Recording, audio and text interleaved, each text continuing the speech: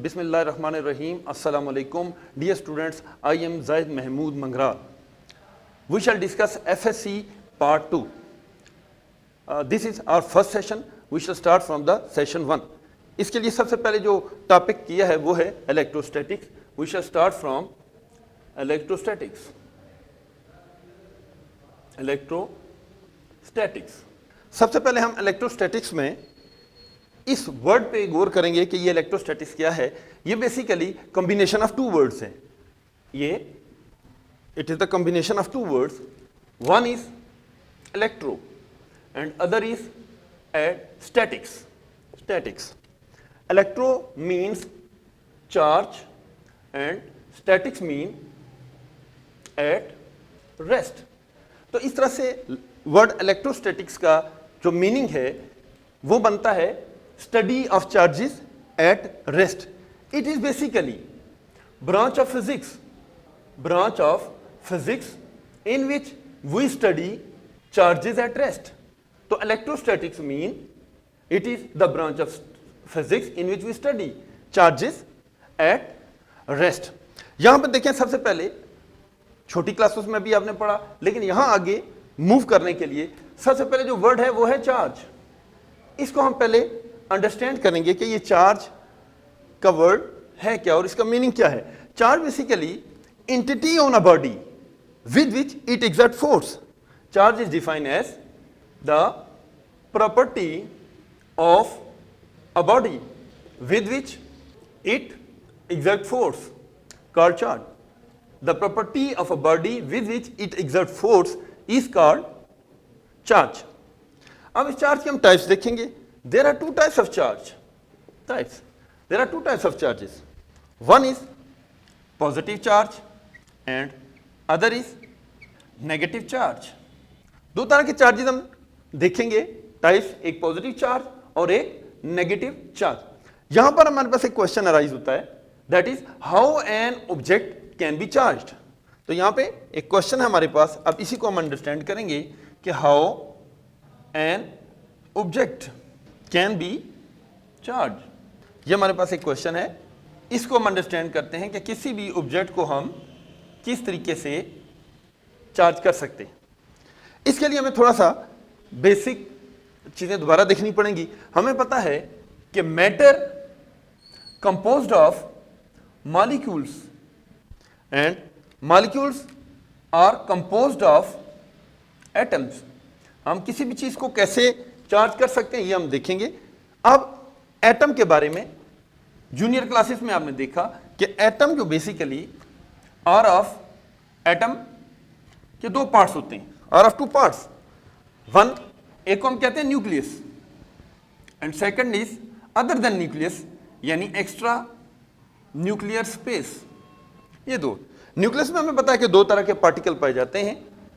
एक को हम कहते हैं neutron having no charge on it, और दूसरे को हम कहते हैं प्रोटॉन्स. और केमिस्ट्री में आपने पढ़ा कि सम ऑफ न्यूट्रॉन्स एंड प्रोटॉन्स को हम मैस नंबर कहते हैं. इसको हम कहते हैं ये मैस नंबर है और इसको कैपिटल ए से डिनोट किया जाता है. इसी तरह से एक्स्ट्रा न्यूक्लियर स्पेस में शेल्स हैं जिसके अंदर इलेक्ट्रॉन्स रिवॉल्व करते हैं. Electrons mean negative particle revolving around the nucleus. और इसके ऊपर इसको हम, वो मैस नंबर है, इसको हम एटॉमिक नंबर कहते हैं. एटॉमिक नंबर ये आप केमिस्ट्री में देख चुके हैं कि हम इसको एटॉमिक नंबर कहते हैं, मैस नंबर कहते हैं, और इसको हम ए से डिनोट करते हैं. हमें पता है कि एटम जो है वो बेसिकली इलेक्ट्रिकली न्यूट्रल होता है. Atoms are electrically neutral. Atom electrically neutral होता है. क्यों इलेक्ट्रिकली न्यूट्रल होता है? क्योंकि इसके अंदर number of electrons are equal to number of protons present in it. इसलिए हम इसे कहते हैं कि इलेक्ट्रॉन जो है वो, एटम जो है वो इलेक्ट्रिकली न्यूट्रल होता है, क्योंकि इसके अंदर नंबर ऑफ इलेक्ट्रॉन और नंबर ऑफ प्रोटॉन जो है वो बराबर होता है. अब अगर हम इसमें देखें, दो बातें हो सकती किसी भी चीज के क्वेश्चन हमारे पास ये है, अभी तक हम अपने क्वेश्चन पे हैं कि how an object can B charged. इसके लिए हम देख रहे हैं कि हमें देखा कि एटम तक हम गए हैं और एटम इलेक्ट्रिकली न्यूट्रल है, और इसके अंदर क्या है, नंबर ऑफ इलेक्ट्रॉन और नंबर ऑफ प्रोटॉन्स आपस में बराबर हैं। अब अगर हम किसी पार्टिकल को चार्ज करना चाहें या किसी ऑब्जेक्ट को चार्ज करना चाहें, उसके अंदर नंबर ऑफ इलेक्ट्रॉन और नंबर ऑफ प्रोटॉन्स इक्वल हैं। दो बातें हो सकती हैं। पहली बात ये कि आप किसी तरीके से प्रोटॉन्स की क्वांटिटी को लेस कर दें, प्रोटॉन्स के नंबर्स को कम कर दें, या इसको कम कर दें या इसको ज्यादा। अगर इसको कम करेंगे ये ज्यादा हो जाएंगे, इलेक्ट्रॉन पे नेगेटिव चार्ज है, पार्टिकल और ऑब्जेक्ट बिकम्स पॉजिटिवली चार्ज। और अगर इसको ज्यादा करेंगे तो इसकी तादाद कम हो जाएगी, प्रोटॉन ज्यादा होंगे तो सब्सटेंस बिकम्स पॉजिटिव चार्ज। लेकिन क्योंकि हमें पता है कि प्रोटॉन्स न्यूक्लियस में से रिमूव नहीं किए जा सकते, या very tremendous amount of energy is required to remove protons from the nucleus, क्योंकि हमें चार्ज करना है, इसलिए it is easy to remove the electrons.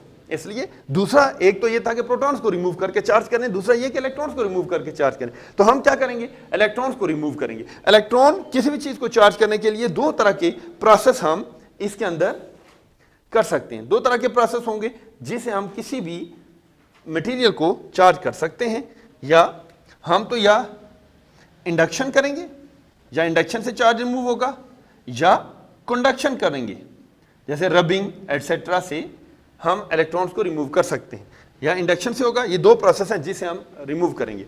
तो अब हम देखेंगे कि अगर नंबर ऑफ इलेक्ट्रॉन्स और नंबर ऑफ प्रोटॉन्स किसी ऑब्जेक्ट में बराबर हैं, अगर आप किसी तरह से इलेक्ट्रॉन्स को रिमूव कर दें तो नंबर ऑफ प्रोटॉन्स की तादाद ज्यादा हो जाएगी, पार्टिकल बिकम्स पॉजिटिव। और अगर आप नंबर ऑफ इलेक्ट्रॉन्स किसी के, जैसे अगर लेट्स से अगर आप किसी चीज को रब करते हैं और उसके ऊपर पॉजिटिव चार्ज आता है, तो इसका मतलब है उसमें से इलेक्ट्रॉन रिमूव हुए और इलेक्ट्रॉन उस ऑब्जेक्ट पे ट्रांसफर हो गए हैं जो जिसके साथ उसको रब किया गया। तो एक पॉजिटिव हो गया, एक नेगेटिव हो गया। तो बेसिकली ट्रांसफर ऑफ इलेक्ट्रॉन से ही हमारे पास ऑब्जेक्ट चार्ज हुआ। तो ये मेरे ख्याल में ये आप अंडरस्टैंड कर गए कि how can object can be charge.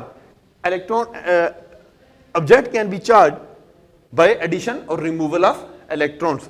अब अगर हम देखें कि एडिशन और रिमूवल को किस तरीके से हम देखेंगे, इसको हम देखते हैं कि क्या हम इस नंबर ऑफ इलेक्ट्रॉन्स और नंबर ऑफ प्रोटॉन्स की एडिशन में क्या होगा। अगर मैं यूं कह दूं कि नेगेटिव चार्ज है, एक ऑब्जेक्ट इज नेगेटिवली चार्ज्ड, अगर एक ऑब्जेक्ट नेगेटिव चार्ज है तो इसका क्या मतलब है, इसका मतलब है कि एफिशिएंट नेगेटिवली चार्ज, इसका मतलब है कि एडिशन ऑफ इलेक्ट्रॉन हुई है, इलेक्ट्रॉन की तादाद ज्यादा हो गई है, यानी एफिशिएंसी ऑफ इलेक्ट्रॉन हुई है। और अगर कोई मटेरियल पॉजिटिवली चार्ज हुआ है, इसका मतलब ये हुआ कि उसमें से रिमूवल हुई है इलेक्ट्रॉन्स की, इसका मतलब है सब्ट्रैक्शन ऑफ चार्ज या removal of charge, removal of electrons, इसको हम कहेंगे रिमूवल ऑफ इलेक्ट्रॉन्स।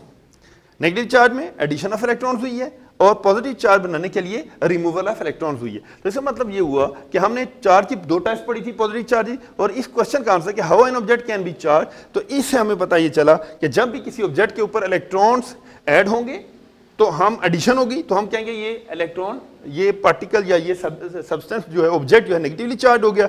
अगर इलेक्ट्रॉन रिमूव हुए तो हम कहेंगे कि ये इलेक्ट्रॉन जो है वो पॉजिटिवली चार्ज हुआ है। तो ये था हमारे पास इलेक्ट्रॉन किसी भी पॉजिटिव और नेगेटिव चार्ज का प्रोड्यूस होना। अब इसके बाद स्टूडेंट्स हम देखेंगे कि प्रॉपर्टीज ऑफ चार्जेस। तो इसके लिए प्रॉपर्टीज ऑफ चार्जेस, अब हमारे पास नेक्स्ट है properties of charges.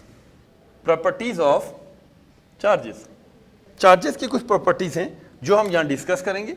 Number first कि same charges repel each other, same charges repel each other, same charges repel each other and opposite charges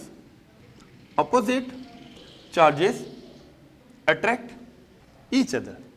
और तीसरी same charges attract each other, opposite charges repel each other। और इसके साथ में पता है कि हम यूज करते हैं कि SI unit of charge is coulomb, इसका सिंबल कैपिटल C इसको। और हम जानते हैं कि charge on an electron is considered as 1.6 into 10⁻⁻⁹ coulomb and it is measured by Millikan. Millikan ने एक मेथड दिया था, मिलीकेन्स मेथड, जिसे उसने इलेक्ट्रॉन के ऊपर चार्ज को मेजर किया था, चार्ज के ऊपर इलेक्ट्रॉन्स के ऊपर कितना चार्ज हुआ है उसको उसने मेजर किया था। अच्छा, अब इसके साथ हम एक टर्म और यहां पर लिखेंगे जो हम आमतौर पर यूज करते हैं, दैट इज कि charge is quantized. Charge is quantized, इससे क्या मुराद है ये भी हम आगे फर्दर इसको डिस्कस करेंगे। इसके लिए हम रिलेशन यूज करते हैं कि charge and object is integral multiple of charge of an electron where n is the whole number that is 1 2 3 4 and so on. इसको हम कहते हैं चार्ज इज क्वांटाइज्ड। इसके लिए हम एक एग्जांपल लेते हैं।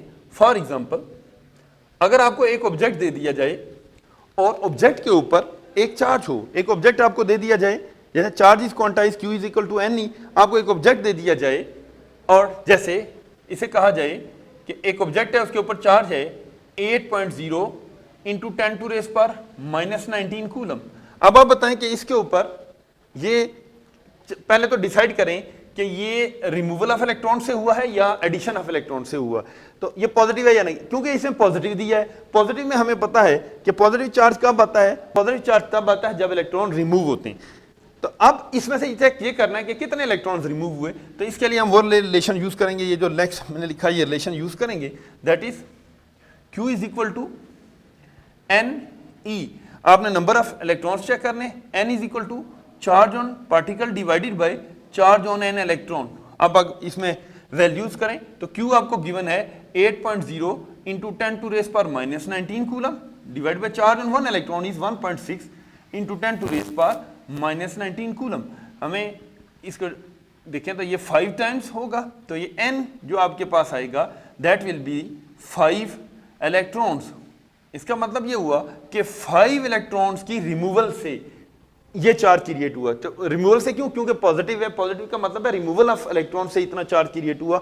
अगर ये नेगेटिव होता तो ये एडिशन ऑफ 5 इलेक्ट्रॉन्स हो जाता। तो बेसिकली इससे मुराद ये है कि ये चार्ज इज क्वांटाइज्ड। और दूसरा ये होल नंबर है, electron as a whole remove होगा या ऐड होगा, फ्रैक्शन नहीं होगा, यानी 1.2 ऑफ इलेक्ट्रॉन्स या इस तरह का नंबर नहीं हो सकता, क्योंकि या इलेक्ट्रॉन कंप्लीट इन होगा या कंप्लीट इलेक्ट्रॉन आउट होगा।